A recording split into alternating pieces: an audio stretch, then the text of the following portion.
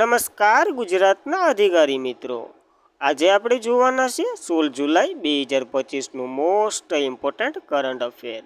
તે પહેલાં ખાસ કરીને ચેનલ ઉપર નવા હોય તો ચેનલને સબસ્ક્રાઈબ કરી લેવી, વિડીયો પસંદ આવે લાઈક કરવો અને તમારા મિત્રો સુધી અવશ્યથી શેર કરી દેવો. તો ચલીએ શરૂઆત કરીએ આજના ઇમ્પોર્ટન્ટ ક્લાસની. તો કયા અનુચ્છેદ અંતર્ગત રાષ્ટ્રપતિએ રાજ્યસભામાં 4 હસ્તીઓને નોમિનેટ કર્યા છે? તો 80 સબક્લોઝ 3 અંતર્ગત આ નિયુક્તિ થઈ છે. જોઈ લે સંપૂર્ણ માહિતી. તો રાષ્ટ્રપતિએ રાજ્યસભામાં 4 હસ્તીઓની નોમિનેટ કરી એટલે કે નિમણૂક કરી છે.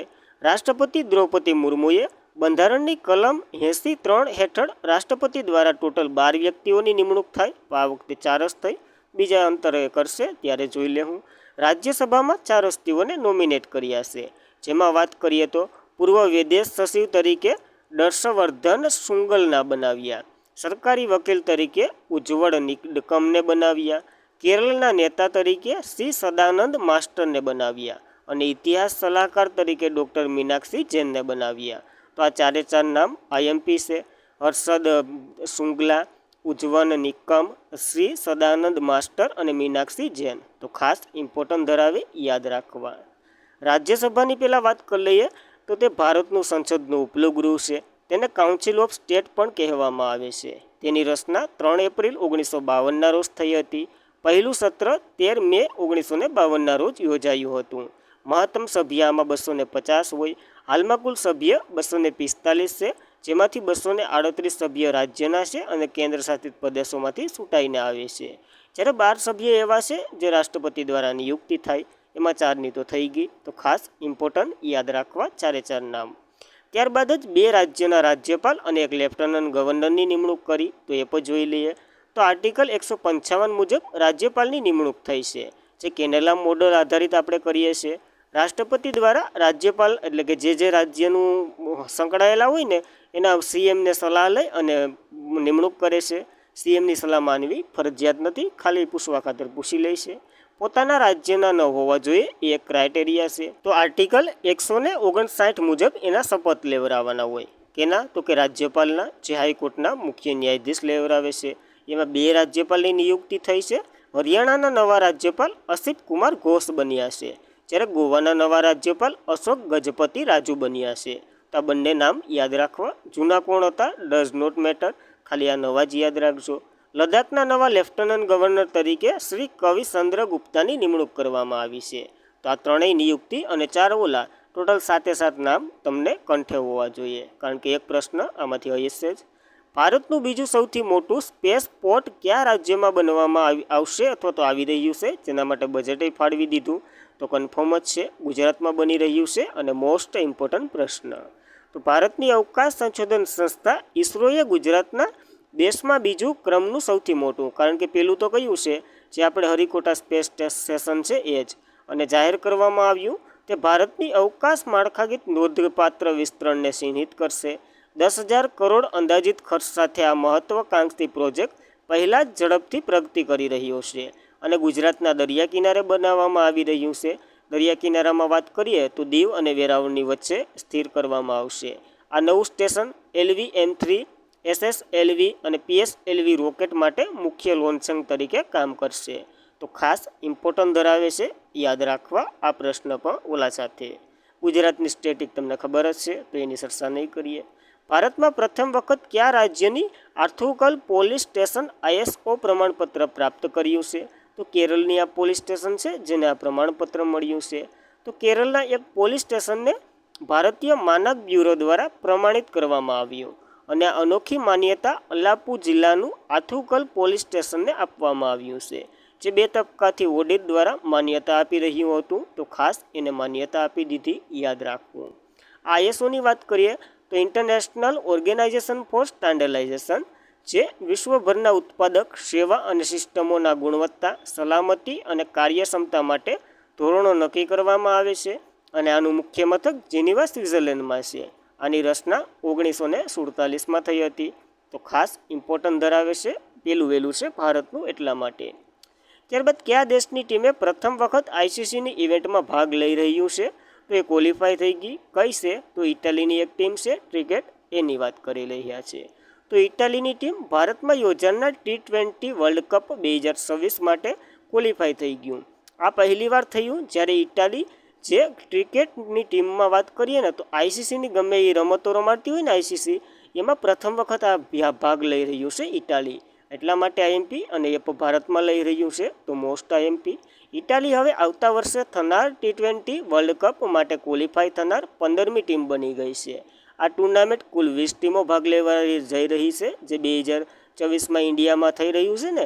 ભારત અને કયો તો કે શ્રીલંકામાં પાકિસ્તાન અને જે બીજો દેશો વચ્ચે મેચો રમાવાની છે, નકર તો ભારતમાં જ યોજાય છે. ઇટાલી ક્વોલિફાયનીકરણની વાતો પુરાવા ક્રિકેટ અને રમતમાં વિશ્વની સાપ છોડી છે, તો ખાસ ઇમ્પોર્ટન્ટ ધરાવે પ્રથમ વખત થયું છે એટલા માટે. ઇટાલીની વાત કરીએ, કેપિટલ રોમ છે, ચલણ યુરો છે અને પ્રિયમ જોર્જિત મેનોલી કંઝાગીસ છે અને પ્રેસિડેન્ટ જોર્જિયા મેટ્રાલા છે, તો ખાસ ઇમ્પોર્ટન્ટ ધરાવે છે ઇટાલી, યાદ રાખવું.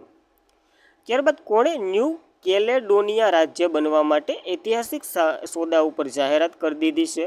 તો ફ્રાન્સે જાહેરાત કરી દીધી. આ ન્યૂ કેલેડોનિયા છે ને એ હવે ફ્રાન્સ અંતર્ગત કાર્ય કરશે, અથવા તો કેમ આપણે છે રાજ્ય અને દેશોને એવી રીતના રહેશે.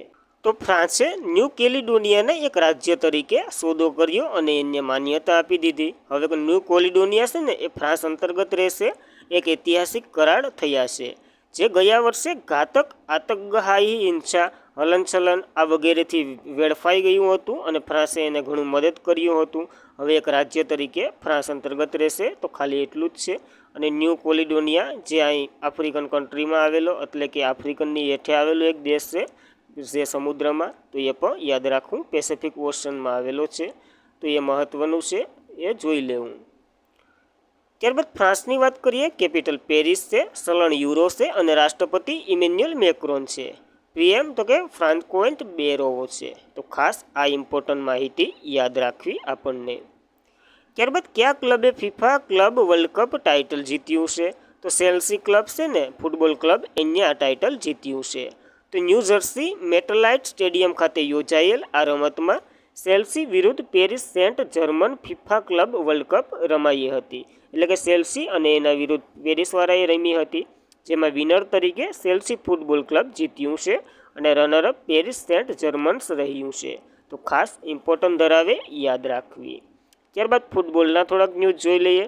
તો ફિફા મહિલા વર્લ્ડ કપ 2027નો 10મી આવૃત્તિ બ્રાઝિલ ખાતે યોજાવાની છે. 11મી આવૃત્તિ 2031માં યુનાઇટેડ સ્ટેટ ઓફ અમેરિકામાં યોજાશે. 12મી આવૃત્તિ 2035માં ઇંગ્લેન્ડ, સ્કોટલેન્ડ, નોર્થ આયર્લેન્ડ અને વેલ્સમાં યોજાશે. આ બધીની માહિતી આપી દીધી, તારીખ જાહેરાત કરી દીધી એટલા માટે. પુરુષમાં વાત કરીએ, 23મી 2026માં કેનેડા, મેક્સિકો અને યુનાઇટેડ સ્ટેટ્સમાં રમાશે. 24મી 2030માં મોરેકો, પોર્ટુગલ અને સ્પેનમાં યોજાશે. 25મો 2034માં સાઉદી અરેબિયા ખાતે યોજાવાનો છે, તો યાદ રાખવી આ ઇવેન્ટ. ત્યારબાદ કયા ખેલાડીએ Wimbledon open 2025 grand slam title જીત્યું છે? તો મેન્સની વાત કરી, વિમન્સની તો કાલ આપણે કરી લીધી હતી. તો જેનિક સિનરને આ ટાઇટલ જીત્યું છે. તો જેનિક સિનર ઇટાલીના છે, તેમણે બ્લોકબસ્ટર ટેનિસ હરીફાઈ કાર્લોસ અલ્કારાઝ સામે રમી હતી ગેમ અને એને હરાવી અને વિમ્બલ્ડન 2025માં પુરુષ સિંગલ્સનો ટાઇટલ એણે જીત્યો છે, તો યાદ રાખવી આ ઇવેન્ટ. આપણે કાલ બધી જોયા હતા, આ જોઈ લે ખાલી. વિમ્બલ્ડન ઓપન ગ્રાસ કોર્ટ ઉપર રમાય છે. 1877માં એની શરૂઆત થઈ હતી. સૌથી જૂની આ ટુર્નામેન્ટ છે. મેચમાં જેનિક સિનરને, જે ઇટાલીના છે. વિમેન્સમાં વાત કરીએ, ઇગા સ્વિટેકે જીત્યું. જ્યારે હવે એક ગેમ US ઓપન બાકી છે, એ કમ્પ્લીટ થઈ જાય એટલે આપણું કોષ્ટક ભરાઈ જશે. ત્યારબાદ કેન્દ્રએ કોને નેશનલ મેડિકલ કમિશનના અધ્યક્ષ તરીકે નિયુક્ત કર્યા છે? તો અભિજાત શેઠની નિયુક્તિ થઈ છે આ પદ માટે. તો કેન્દ્રીય મંત્રીમંડળ અભિજાત શેઠને રાષ્ટ્રીય તબીબી આયોગના નવા અધ્યક્ષ તરીકે નિયુક્ત કર્યા છે. સુરેશ ગંગાધરનું સ્થાન લેશે, જેમણે સ્વાસ્થ્ય સંબંધિત ચિંતાઓના કારણે આ પદ છોડ્યું છે. અને શેઠ એટલે કે આ ડૉક્ટર અભિજાત શેઠ છે ને, એ national board of examination in સાયન્ટિસ્ટના પણ પ્રમુખ છે, તો બંને કાર્ય કરશે આ પુરુષ, તો યાદ રાખવા નરવા હઠ્ઠા.